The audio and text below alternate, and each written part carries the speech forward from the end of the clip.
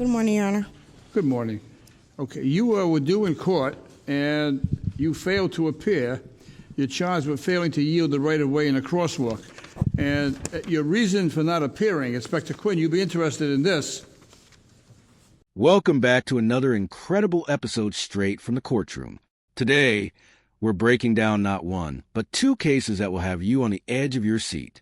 First up, a mother of 6 children with a newborn baby just days old is facing a crosswalk violation. But wait, she claims the whole thing was a setup by the police. She says the officer wasn't even trying to cross. Then we meet Victor Rock, a Navy veteran with 70 years of driving experience, who ran a red light for almost 6 full seconds. That's over 1,000% more than what's legally allowed. How will Judge Caprio rule? Will compassion win, or will the law come down hard? Let's dive in.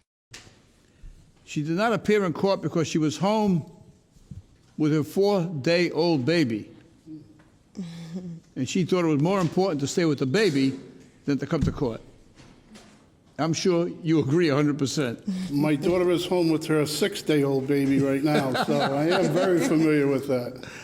So Inspector Quinn thinks I should vacate your default. I agree. Okay, so we're going to vacate the default because you're scheduled to have your license suspended in a couple of weeks. Yes. So we're going to vacate the default and make sure that gets satisfied, okay? I appreciate it. What's the baby's name? Angel. Mason. What's his name? Angel. Angel? Correct. Okay. How many children do you have? I have 6. 6? Mm-hmm. How old is the oldest? She just turned 18. So you have 4 days, or we have a small baby? He's 10 weeks, so he's 2 months and a half. 10 weeks to 18, huh? God love you. That is right. God love you. Okay, hold up. Let's take a moment to appreciate what we just heard. 6 children, with the oldest being 18 and the youngest just 4 days old at the time of the violation. That is an 18-year parenting marathon, and she's still going strong. And did you catch that beautiful moment? Inspector Quinn's daughter also just had a baby, so there's an immediate personal connection happening in this courtroom. This is what makes Judge Caprio's courtroom so special. It's not just about cold, hard law. It's about understanding people. The judge and inspector aren't just going through the motions. They're genuinely relating to her situation. Anyone who's been around a newborn knows those first few weeks are absolute chaos. And somehow, she still has to worry about a court date and a potential license suspension. Let's see how she explains the actual violation. Well, tell me about this violation of failing to yield the right of way in a crosswalk. So I was also set up by the officers. I was going to an appointment with my daughter, but since I had the newborn, I was trying to hurry up. And I seen the officer at the crosswalk, but he wasn't going to cross. He was looking at his phone, like standing there. So I looked at him briefly to see if he was going to cross, and I know he wasn't. So I kind of kept going, and then I seen him point to the other cop to pull me over. So I knew, like, it was a setup. I was like, really? And he pulled me over. He told me that because that was the purpose. They were out there purposely giving tickets. He had to do it because that's what they were doing, so. Wait, did she just say she was set up? Now, before everyone grabs their pitchforks and starts yelling, police corruption, let's break this down with some legal context. What she's actually describing is a very common traffic enforcement operation. Police officers will sometimes station themselves at crosswalks, specifically to catch drivers who fail to yield to pedestrians. It's not entrapment. It's targeted enforcement in areas where pedestrian safety is concerned. The officer even told her straight up that they were out there giving tickets that day.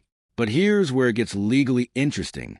She claims the officer was standing on the sidewalk, looking at his phone, and didn't appear to be crossing. So the million-dollar question becomes, if a pedestrian isn't actively stepping into the crosswalk, are you still legally required to stop? The answer might surprise you. Let's hear what the judge thinks. How far into the crosswalk was he? He was just standing on the crosswalk, but not Let's assume to the sidewalk. curb. Let's assume the curb is where the microphone is. Okay, so he was just standing there, like, on his phone. I looked at him. He didn't look up, so I kept going. I usually always stop because it's annoying when you're going to cross and people don't stop for you, so. But I knew he wasn't going to cross. Did you hear what you just said? Yeah. Huh? Do you want to rephrase that? That I usually stop for everyone because Do you want to rephrase that? No. In other words, usually you stop at a I always crosswalk, not all the time. No. I always stop because when you want to cross. Okay, you want to say When always you want for to cross and usually. people don't let you, that's like, really? In other words, like, 7 out of 10 times I stop, usually. But the other 3 times, I don't care, Yeah. If you don't look like you're going to There's cross, 3 then to I'm 5 just gonna people in a go. crosswalk, I'll Yeah, hit all the it brake. does, right? Yeah. All right, so I get it. Though you always stop Yeah. when people are in the crosswalk. Always. Well, if it looks like they're going to cross. If they look like they're not paying attention or not ready to cross. I was in a Yeah, so rush, if they're that's why standing in the I middle saw. of the crosswalk and they're not paying attention, that you just bang. You're not saying that, right? No, Be very careful. I will. OH, the judge just put her on notice. Did you catch that incredible exchange? She said she usually always stops, which, if we're being grammatically honest, is a beautiful contradiction. Then she tried to backtrack to always. But Judge Caprio was absolutely not having it. He even joked about 7 out of 10 times, which, by the way, would be a terrible success rate when we're talking about not hitting pedestrians. The judge is playing this perfectly. He's using humor to make a serious point. And when he said, so if they're standing in the middle of the crosswalk and they're not paying attention, you just bang. That was the moment she realized she needed to stop talking and start listening. This is a kind of teaching moment that makes this courtroom content so valuable. It's not just about punishment. It's about making people genuinely understand the weight of their actions. I'm going to invoke a little-known law. It's called the 4-day-old baby law. Okay. I'm going to invoke that on your behalf. Okay. I'm going to give you a break for the baby. I appreciate it. And you always, Always stop. anyone in the crosswalk, stop. Okay. Sounds fair. Should be for everyone. Okay. Thank you. Take care of that little baby. I will. And there it is, folks. The legendary Judge Caprio coming in clutch with a 4-day-old baby law. Now, for all you legal eagles out there wondering, and oh, that's not an actual statute on the books. But this is exactly what judicial discretion looks like in action. Judges have the authority to consider extenuating circumstances when making their rulings, and a brand new mother juggling 6 kids while running on 0 sleep definitely qualifies for some compassion. But notice what he did here. He didn't just let her off the hook. He made absolutely sure she understood the importance of always stopping at crosswalks. No exceptions, no excuses. She walked away without a fine, but with a valuable lesson she won't forget. That's the beautiful balance of justice and mercy that makes this courtroom so special. Now, let's see what case number 2 has in store. And trust me, this one's a doozy. Victor Rock. Good morning, sir. Good morning, Your Honor. How are you? Mr. Rock, you're charged with going through a red light on Allen's Avenue and Terminal Street. That's what they tell me, Your Honor. However, I have a picture here. I've shown this picture to several people, and it seems to me that my tail light is on, if I can show it to you. It looks to me like it's on. All right. Before I look at the picture, let me explain something to you. Yes, sir. Okay? All right. That could have meant that you tapped the brakes, right? That's a picture. We're going to show you an actual video. All right. All right. Now, I'm game. I'm going to take a look at it. Okay.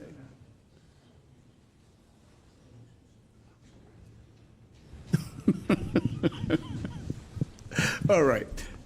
I guess you're right. I want to explain something to you. The statute provides 0.2 of a second. Okay. 0.2 of a second. You went through the light when it was red 5.9 seconds, which is 120% more. It's even worse more than than that. that, Judge. It's more than that, right? It's 1,000% more than what you're allowed.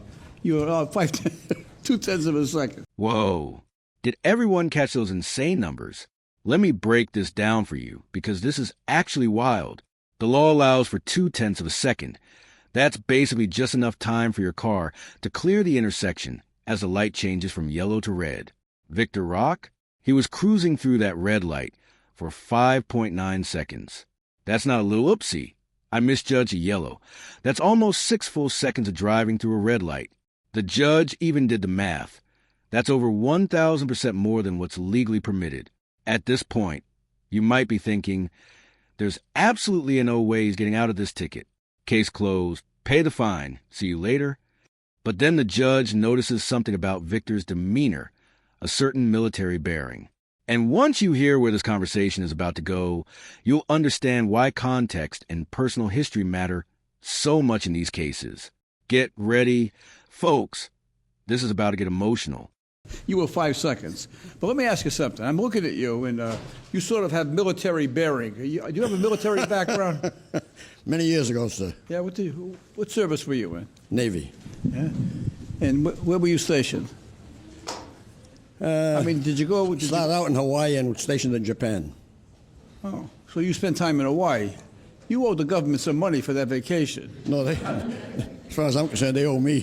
What years were you in the Navy? I got out in '54. I was in the Korean. Oh, you served in Korea? Yes, sir. That was during the war? Yes, sir. I see. Okay. Your Honor, may I say something? Sure.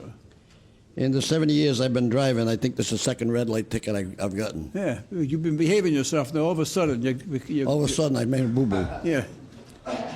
He's been trying. He's been trying. I have a copy of his abstract from driving in Japan, Judge, and it was a mess. It was a mess. No, it was when he was in Honolulu, right? We have a picture of you coming out of a couple of bars in Honolulu. No, you didn't do that. Oh, yeah, we got them. Inspector Quinn did his undercover work. Well, let me tell you something. I have a particular affinity toward people who have served our country, particularly people who have served during wartime. You know, we all live a rather comfortable life today. We have a volunteer Army and Navy, and I understand that, and I respect their service. But people who actually served during combat, you know, and went voluntarily, came back, put their lives aside, placed their life in danger, and did that for the love of this country. We can't do enough for them to repay them for their service to our country. So I'm going to dismiss this ticket. Thank you, Your Honor. Right. Take it into consideration that you actually served the country overseas during wartime. You have been driving for over 50 years without a violation. I think justice demands that we dismiss this. So thank you for your service. And I understand there's a new saying, and that is never again. I heard that on TV the other day. I tell Danny that every day, Judge. Never again? Yeah. Yeah. Anyway, thank you for your service, sir. Thank you, Your Honor. And that, my friends, is how you run a courtroom with both justice and heart. Let's recap what we just witnessed today. In our first case, a mother of 6, juggling the chaos of brand new baby while raising children spanning nearly 2 decades, received compassion from Judge Caprio to the now legendary 4-day-old baby law. But the judge didn't just hand out a free pass. He made sure she left that courtroom with a clear understanding that pedestrian safety is a non-negotiable. Always stop at crosswalks. Period. Asterisk. Then we met Victor Rock, a Korean War veteran with 70 years of driving experience and one of the cleanest records you'll ever see. Despite running a red light for almost 6 full seconds, over 1,000% beyond the legal limit. Judge Caprio recognized that some debts can never truly be repaid. Victor's service to this nation during wartime earned him a dismissal that felt less like leniency and more like long overdue gratitude. Asterisk. These cases remind us that justice isn't just about rigid rules and maximum penalties. It's about understanding the people standing before the bench. It's about context, compassion, and sometimes it's about recognizing that mercy is justice. Asterisk. So here's my question for you. Which ruling surprised you more today? Do you think the mother deserved a break, or should she have faced the consequences? And what about Victor? Was dismissing his ticket the right call, or should the law apply equally regardless of military service? Drop your thoughts in the comments below. I want to hear your verdict. Asterisk, if you found these cases as incredible as we did, make sure to absolutely smash that like button. Share this video with anyone who loves courtroom drama, and don't forget to hit that subscribe button and ring the notification bell so you never miss another jaw-dropping episode. We'll see you in the next one.